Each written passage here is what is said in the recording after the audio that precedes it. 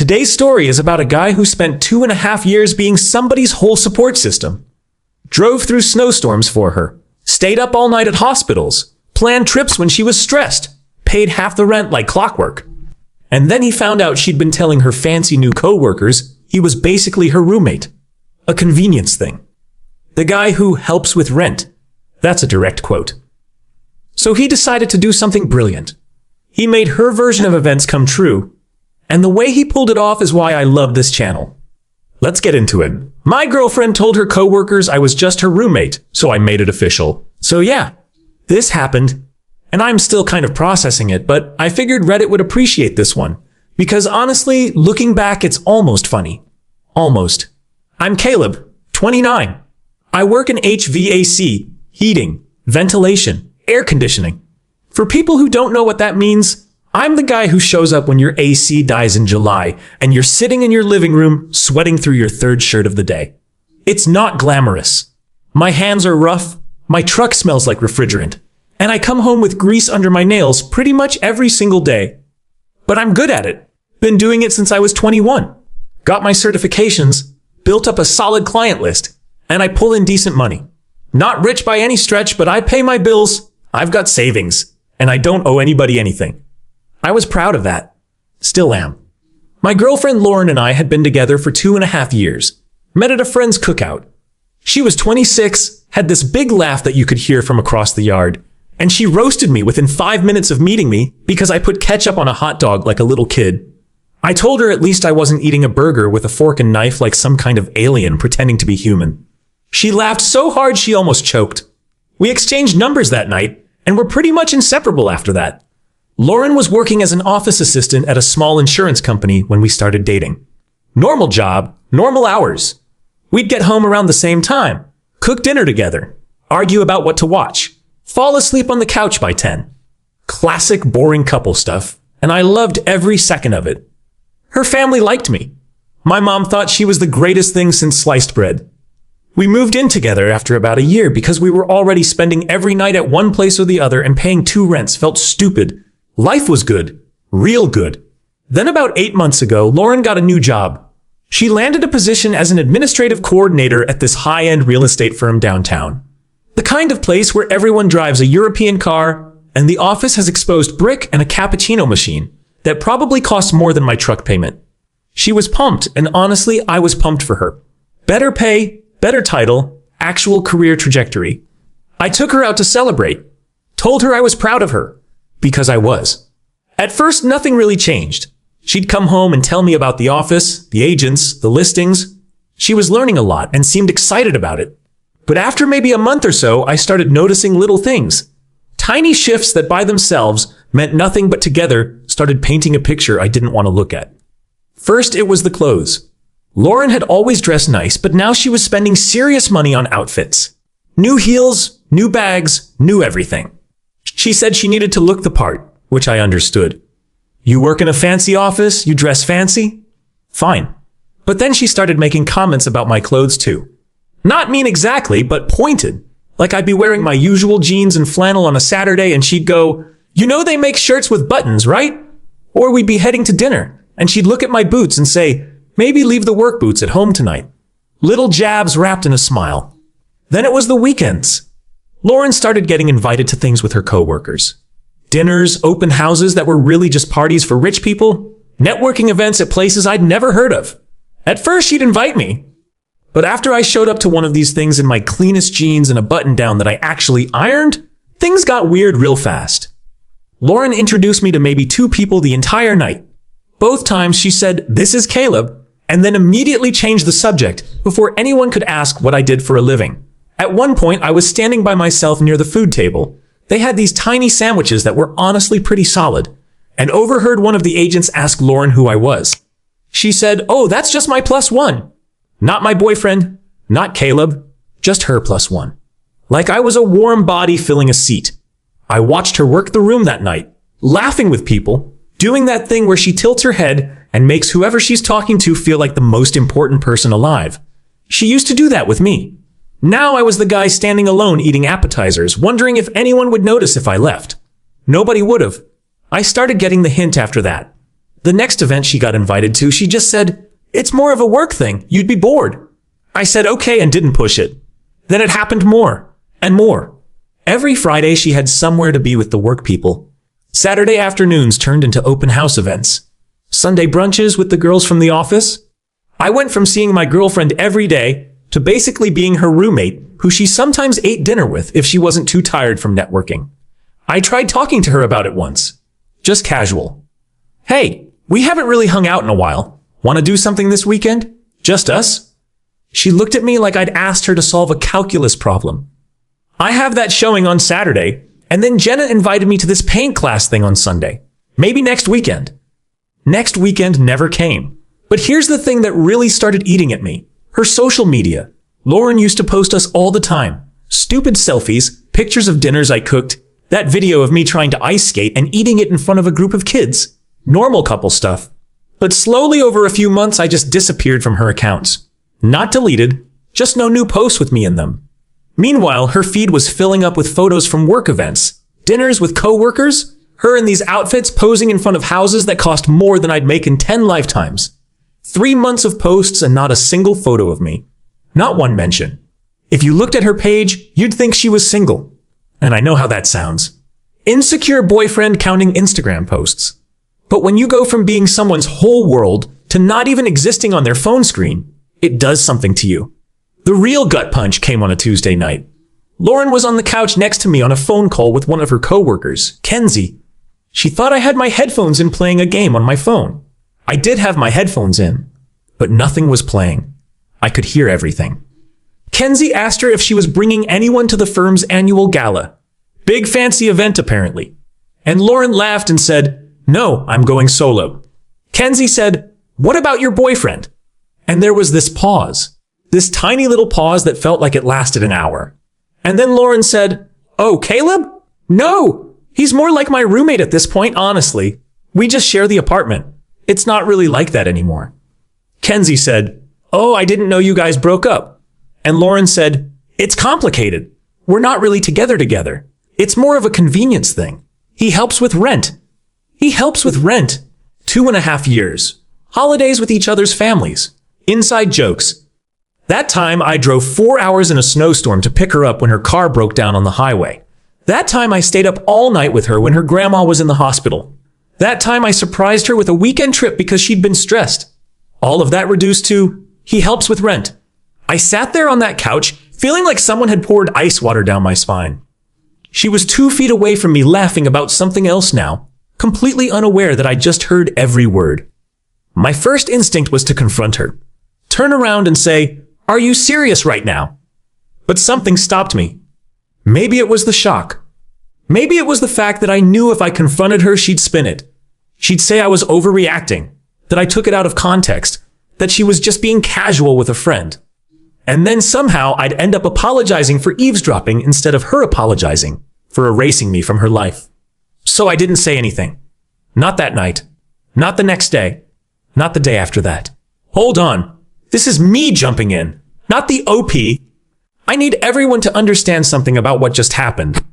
This woman looked at a man who drove through a snowstorm for her, who sat in hospital waiting rooms at 3 in the morning, and she called him her roommate.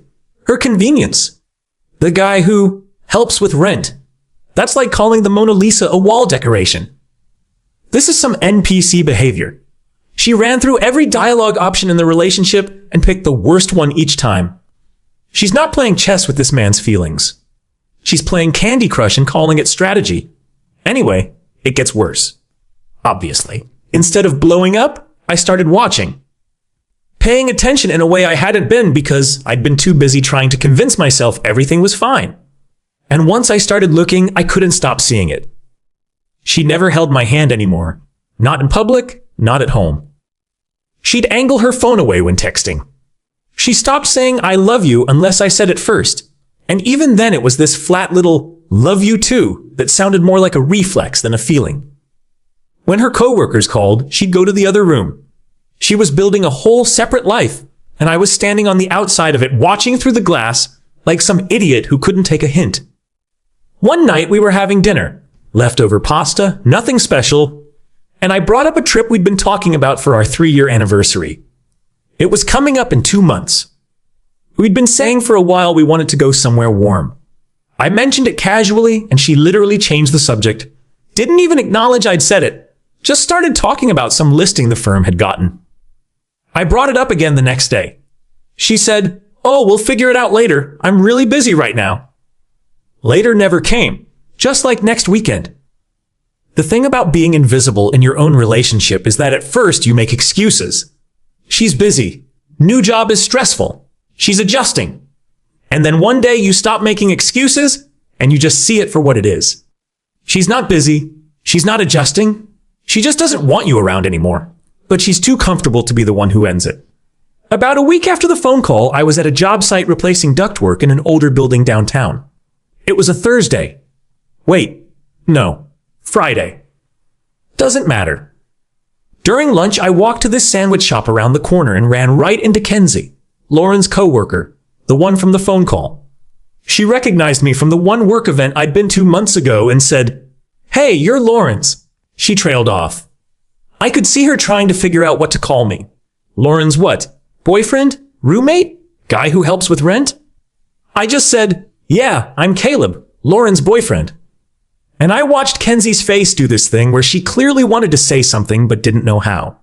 She just went, "Oh, okay, cool. Tell her I said hi." But something about the way she looked at me.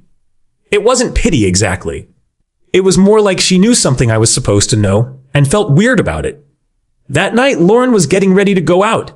Some dinner thing with a client, she said. She looked incredible, honestly.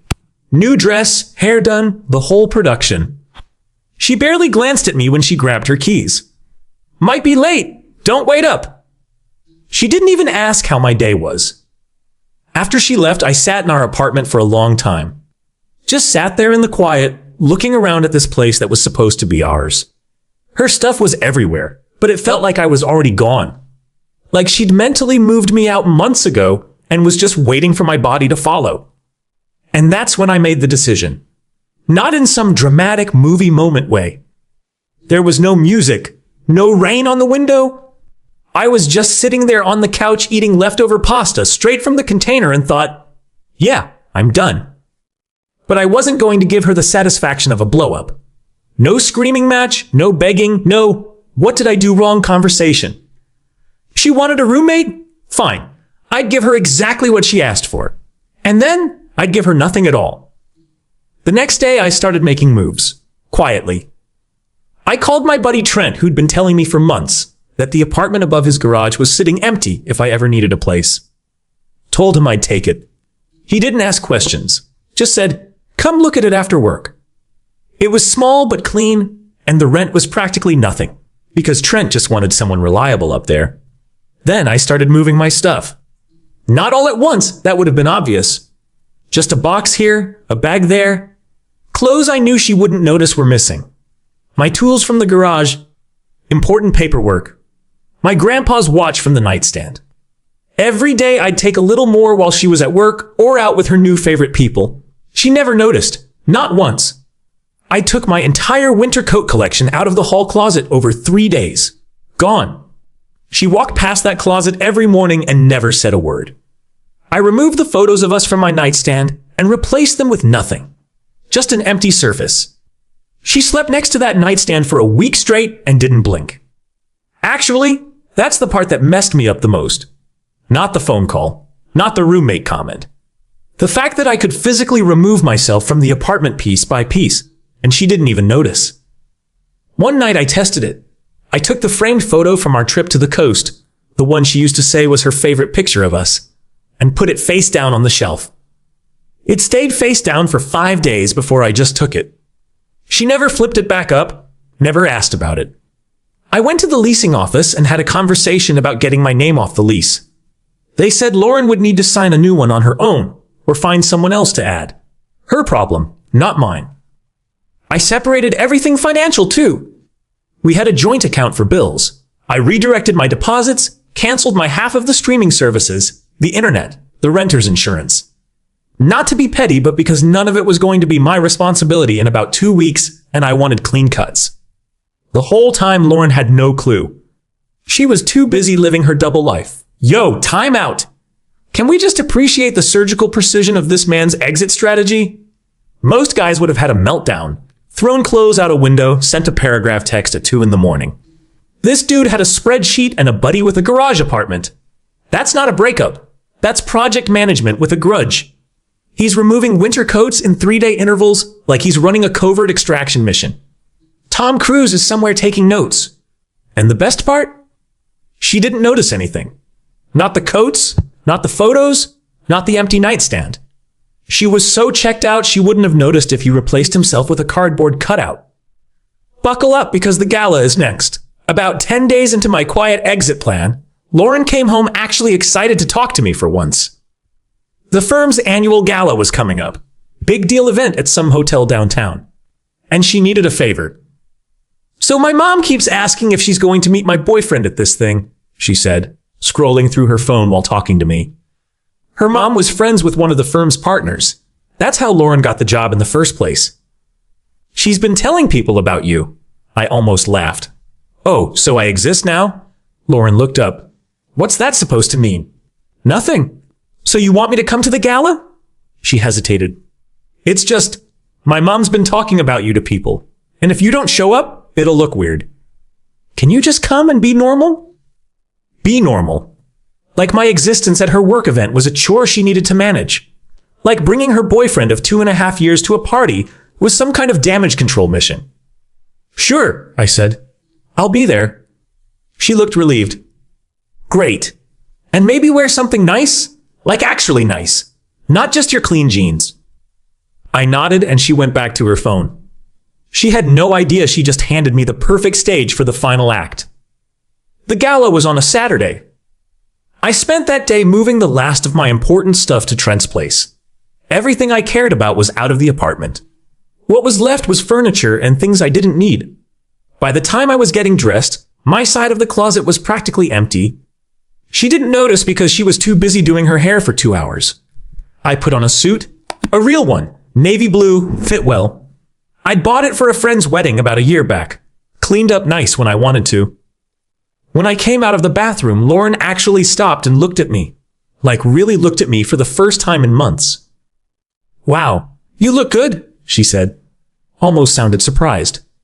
Thanks. You ready? We drove separately because she said she might need to stay late. Fine by me. I had my own plans for after. The event was exactly what you'd expect. Fancy hotel ballroom. People in expensive clothes holding tiny plates of food that wouldn't fill up a 10-year-old. Lauren found me as soon as I walked in and immediately started steering me around. This is Caleb, she'd say. My boyfriend. Huge smile. Hand on my arm. Like she was proud. Like she hadn't spent months pretending I didn't exist. Her mom came over and gave me a hug. Caleb, so good to see you. Lauren talks about you all the time. I looked at Lauren. She didn't flinch. Didn't even blink. Just smiled and squeezed my arm tighter. All the time, huh? I played along for about an hour. Shook hands, made small talk, laughed at jokes that weren't funny. And the whole time I watched Lauren perform. Because that's what it was. A performance. She was playing the role of devoted girlfriend for an audience, and I was the prop she needed to make it convincing. When no one important was looking, she'd drift away, check her phone, barely acknowledge me. The second someone from the firm walked by, she was glued to my side again. At one point, she was introducing me to some senior agent, and the guy asked what I did. Before I could even open my mouth, Lauren jumped in. Caleb works in building systems and climate solutions. I almost choked on my shrimp. Building systems and climate solutions? Lady, I fix air conditioners. But she couldn't say that, could she? Couldn't tell her fancy coworkers that her boyfriend crawls through attics and sweats through his shirt replacing compressors. Had to dress it up like everything else in her new life. I just smiled and nodded. Sure. Climate solutions. That's me. I ended up talking to Kenzie near the food tables. Lauren had wandered off to schmooze with some agent. Kenzie seemed like she wanted to say something. Kept looking over at Lauren, then back at me with this uncomfortable expression. You seem like a good guy, Caleb, she finally said. I just think you should know that. Whatever's going on with you and Lauren, you seem like a really good guy. I appreciate that, I said. And I meant it. She paused. She talks about you differently when you're not around. I didn't say anything. I know, she said quietly, and I'm sorry. That settled it. Not that I needed confirmation at that point. But hearing someone from her world acknowledge it out loud, yeah, the last little flicker of doubt went out. Pause for a second. Building systems and climate solutions. I'm crying. This woman literally rebranded her boyfriend like he was a struggling startup going through a pivot. She put a LinkedIn headline on this man in real time. What's next? She gonna list him on her resume under special skills? Managed a high-performing domestic partner with expertise in thermal regulation. Meanwhile, Caleb's standing there holding a tiny shrimp, knowing full well his closet at home is empty, and she still hasn't figured it out. If composure was a superpower, this man would be in the Avengers. Captain Cool under pressure. Origin story. Girlfriend tried to rebrand him at a gala. Now he fights crime in a navy suit. About halfway through the evening, I found Lauren in the lobby talking to some guy I didn't recognize. Tall, expensive suit, the kind of haircut that costs $80. She was laughing and standing way too close. When she saw me, she took a step back. Caleb, this is Garrett. He's one of our top agents. Garrett shook my hand. Good grip, direct eye contact. He didn't seem like a bad guy, honestly. He probably had no idea Lauren had a boyfriend until 30 seconds ago. I looked at Lauren. She was watching me with this nervous energy, like she was waiting for me to cause a scene. That's what she expected. Some jealous boyfriend moment that would prove she was right to be embarrassed of me. Nice to meet you, man, I said to Garrett. Then I turned to Lauren. Hey, I'm gonna head out. Early morning tomorrow. Already? The relief that washed over her face. Man, that told me everything. She wanted me gone so she could go back to being single Lauren. Okay, drive safe.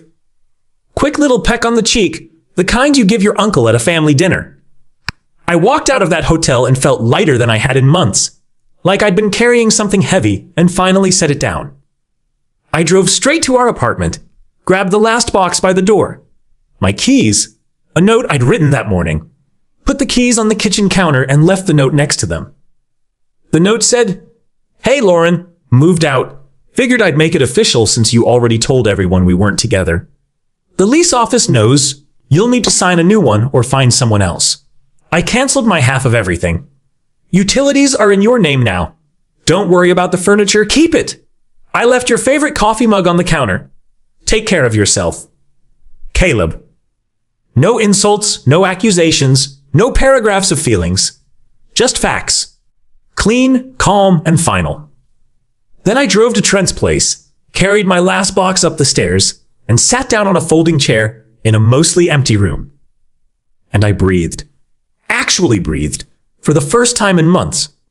My phone started going off around midnight. Lauren must have come home and found the note. 6 missed calls in 10 minutes. Then the texts. Where are you? What is this? This isn't funny, Caleb. Call me back. Are you serious right now? You can't just leave like this. We need to talk. What did I do? What did I do? That one almost made me laugh out loud. Almost. I didn't respond. Not that night. She called 12 more times. Left 4 voicemails that I listened to the next morning while eating cereal in my new kitchen. The first one was angry. The second was confused. The third was crying. The fourth was angry again. But the kind of angry that's really just panic dressed up in a louder voice. Wait. What did I do? She said, what did I do? If lack of self-awareness was a competitive sport, this woman would be banned for performance enhancers. She spent months scrubbing this man from her Instagram, calling him her roommate, rebranding his job title at parties, and now she's standing in a half-empty apartment going, what did I do? Like someone rearranged the furniture while she was out. Ma'am, he removed himself from the apartment in stages over 2 weeks, and you didn't notice your own closet getting emptier. That's not a breakup. That's a magic trick. And the magician already left the building. Caleb, wherever you are eating that cereal, respect. 2 days later, I finally texted her. One message said I wasn't coming back, that I'd heard the phone call with Kenzie weeks ago, that I knew she'd been telling people we weren't together, and that I was just making her story match reality. No hard feelings. Wished her well. She called immediately. I didn't pick up.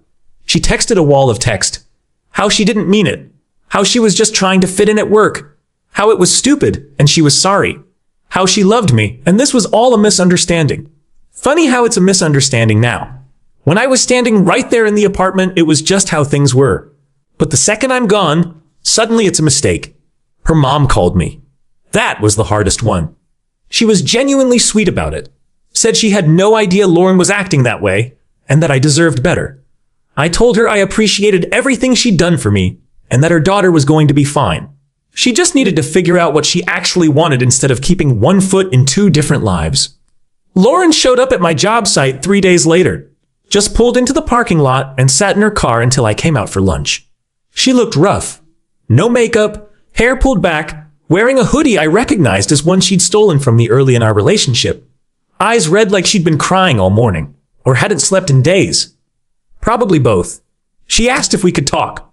I said there wasn't much to talk about. She said she messed up. I said yes, she did. She said she wanted another chance, and started listing all these things she'd do differently. She'd post about me on social media. She'd bring me to every work event. She'd tell everyone at the firm about her amazing boyfriend.